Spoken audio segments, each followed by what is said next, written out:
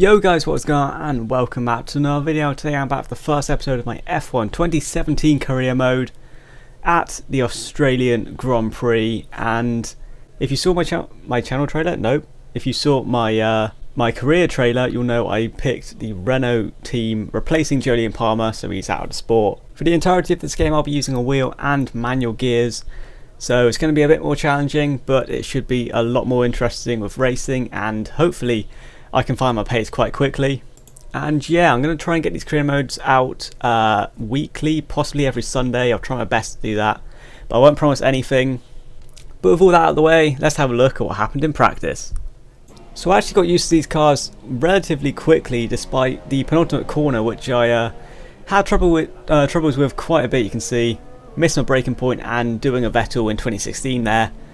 And that wasn't the first time I did that. I did that a second time as well, but you can see on screen.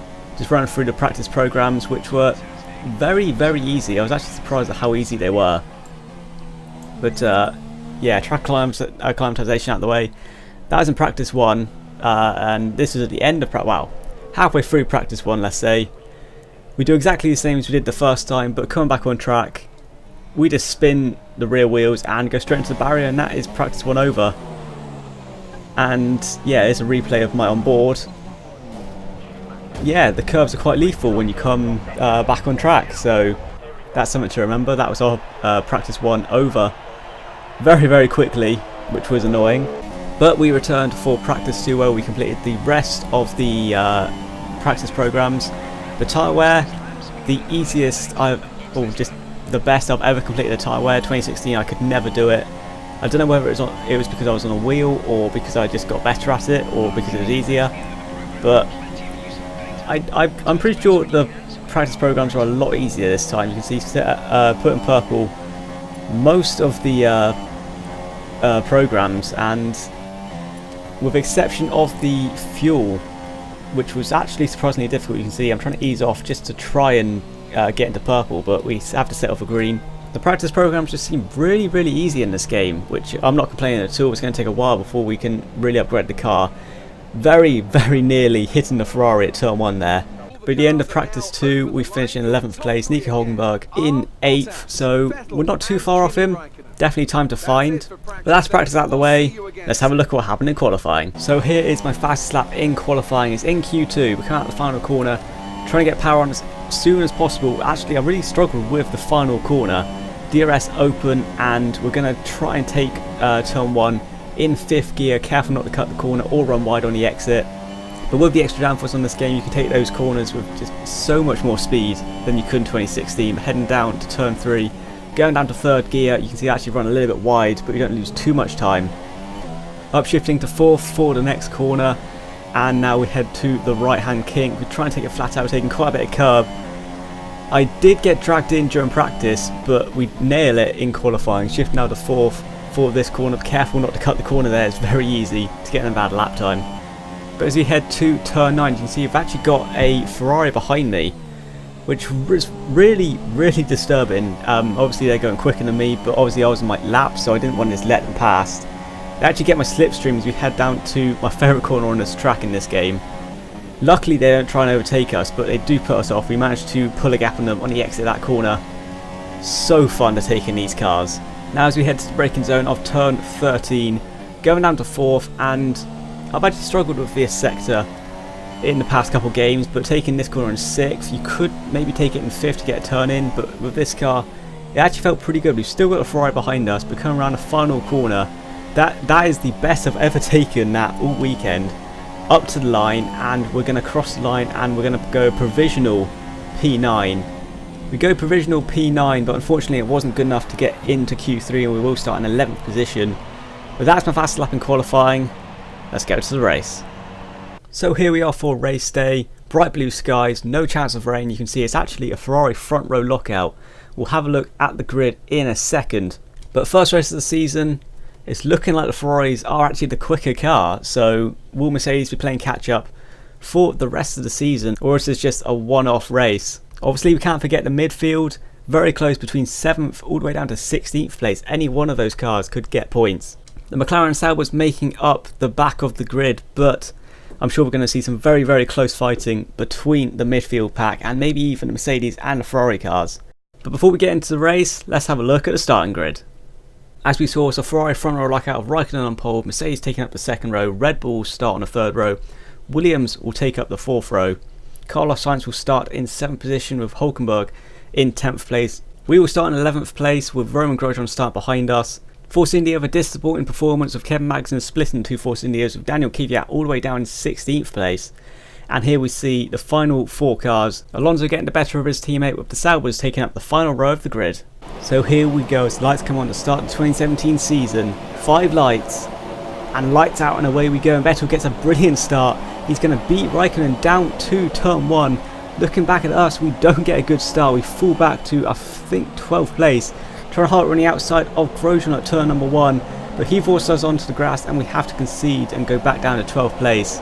So we haven't lost too much time, but we're side by side of Grosjean heading down towards turn 3. Are we going to hold it around the outside? We're going to try and get him on the brakes. We move across on him slightly with 3 wide with our teammate and Grosjean, but we have to concede and go down to 12th place. We try and hold out the inside of Grosjean, but we have to concede the position eventually. So we don't make up any positions, but we haven't got any damage to our front wing, which is a good sign. On board of us now. Hopefully we can just get into a rhythm and maybe get Grosjean with the DRS. Hopefully it's not too realistic and we can actually follow the cars on this game. But you'll notice we're starting on the super soft tyres, so we are going forward the 1 stop. Grosjean is on the soft tyres, so we should be quicker than him, and I think the Haas is actually slower than the Renault anyway. But we'll have to see what happens at the pit stop stage of this race, heading through my favourite corner on this track. You can see we gained so much time on Romain Grosjean, but we're not going to be able to make a move into turn 13. But that could definitely be an overtaking spot later on in the race. As we move on to the next lap, you can see heading down towards turns 11 and 12. There's actually quite a distance to make up on Grosjean, but as we head through the corner, you can see just how much time and how much speed we're able to take. Fantastic exit. We're going to try and get in the slipstream, try and get him down to turn 13. Can we go on the outside? We're going to have to dart to the inside. Can we get him under the brakes? He leaves us room on the inside, which is something an AI don't normally do. We're side by side for the majority of the third sector. We're going to be side by side through the penultimate corner. Can we go around outside? We're going to try and hold it a little bit of contact. We get him under the brakes. Can we get the traction? Yes, we can. Up into 11th place with a brilliant overtake. And I will say this, that overtake was very fun to make. It was really fun battling with these guys, because unlike all the other games, they do actually hold it on the outside, so it does actually feel like a struggle getting past these guys. But as we move on to lap number 4, we're right behind our teammate now, so he hasn't, I think he's got held up slightly by the cars ahead, but we're right onto the back of him and we might make a move into turn 13 again. That might be our overtaking spot for this track. But you can see with the help of the slipstream, we're actually getting pulled in ever so slightly. Hopefully it doesn't affect us through this corner. It doesn't look like it has. We get a brilliant exit once again, and we're going to try and make the overtake into turn 13. We're going to look to the outside as Hulkenberg goes defensive.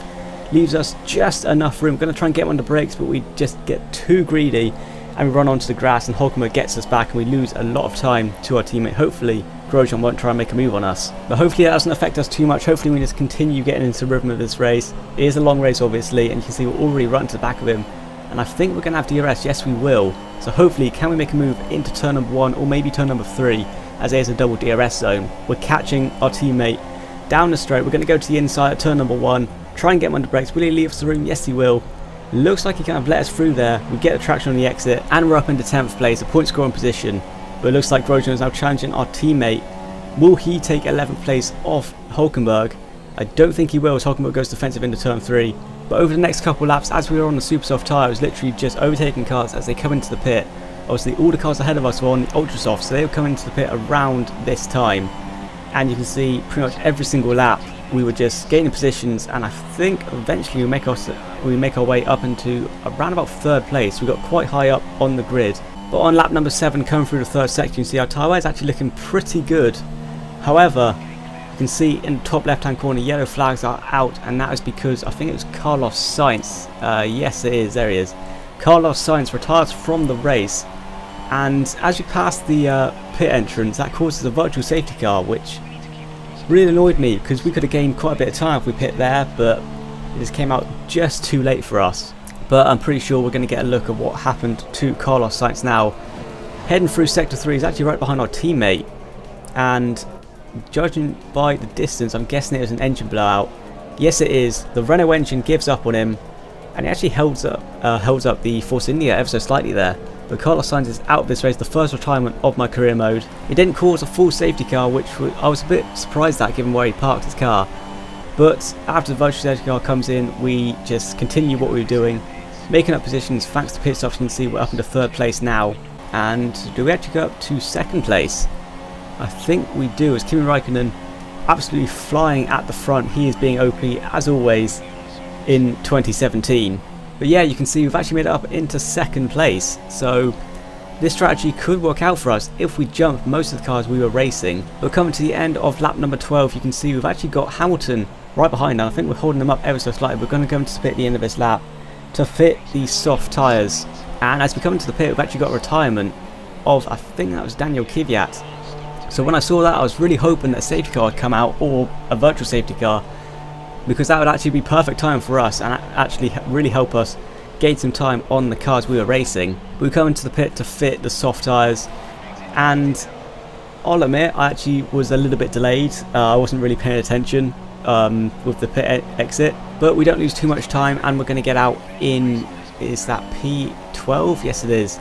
We get out just behind Van Dorn, so hopefully we can get past him very quickly. But here is a replay of what happened to the second Toro Rosso. Is it the same problem as what happened to Sainz? Yes it is.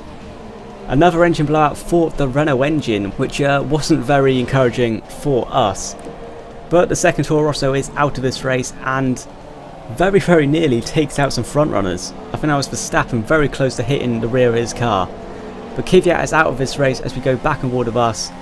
Trying to get past Van Dorn, right into the back of him. You can see just how slow the Honda engine is.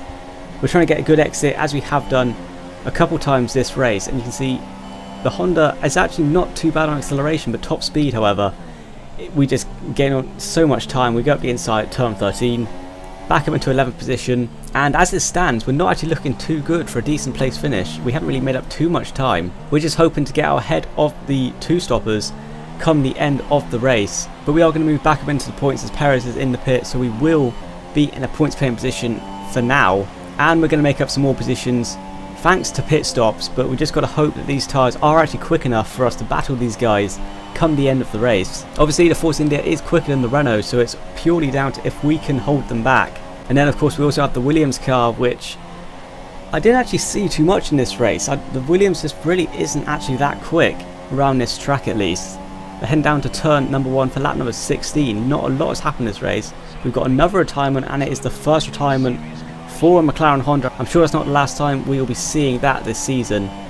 Let's get a replay. I'm guessing it's an engine failure for Fernando Alonso. He's actually chasing his teammate, but I'm guessing it's an engine failure, and yep, there goes the Honda engine for the first time this season. Will that be a recurring theme?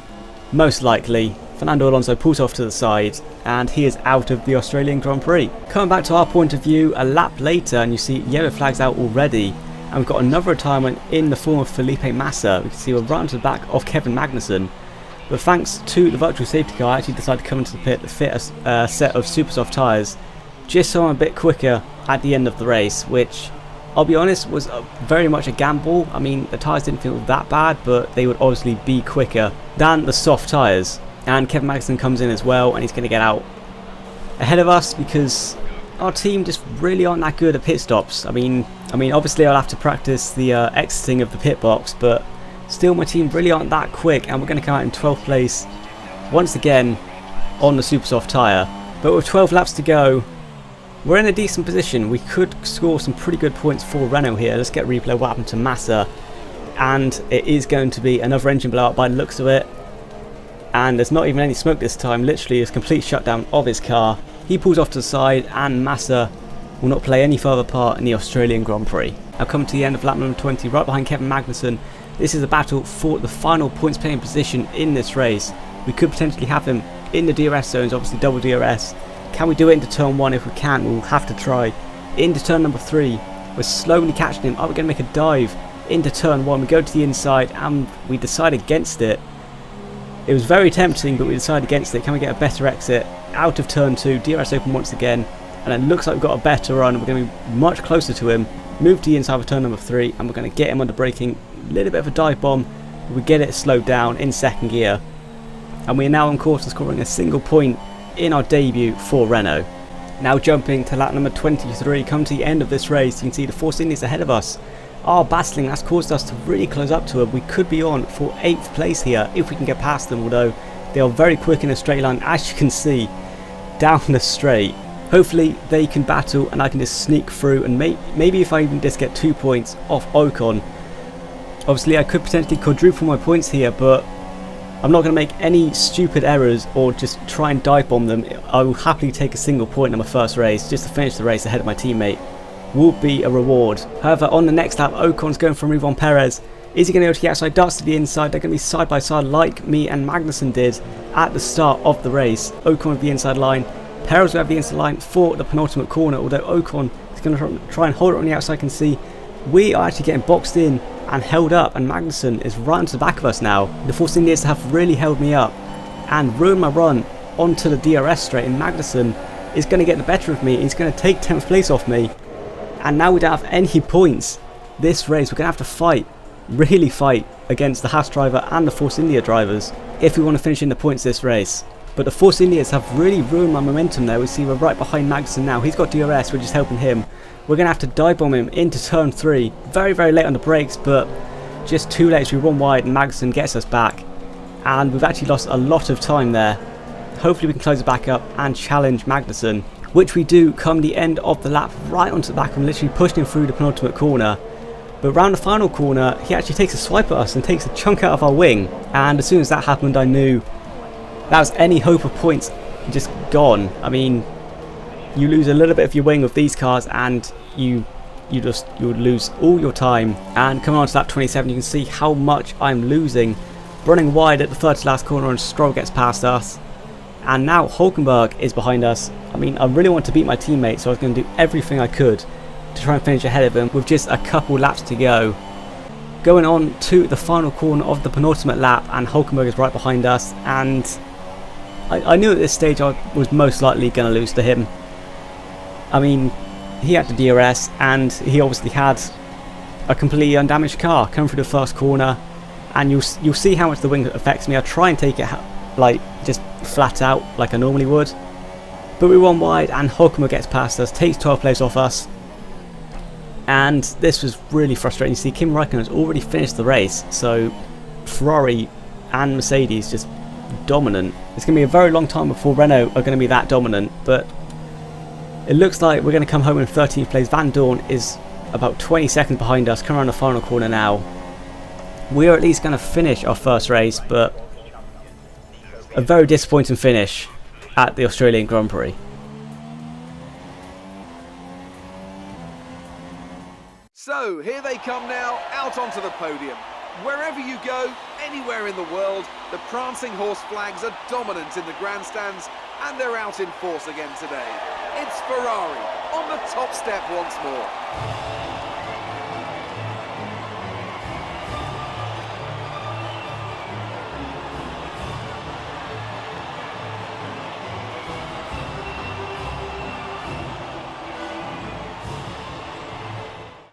So here are the full race results. Raikkonen takes the win, with Hamilton and Vettel coming in 2nd and 3rd. Bottas takes 4th. Ricciardo in 5th. Grosjean takes a 6th place finish with a 1-stop. Verstappen comes home in 7th. Ocon comes home in 8th. Perez 9th. And Kevin Magnussen takes the final point away from us, annoyingly. But here is the World Drivers' Championship, obviously the same as the race results.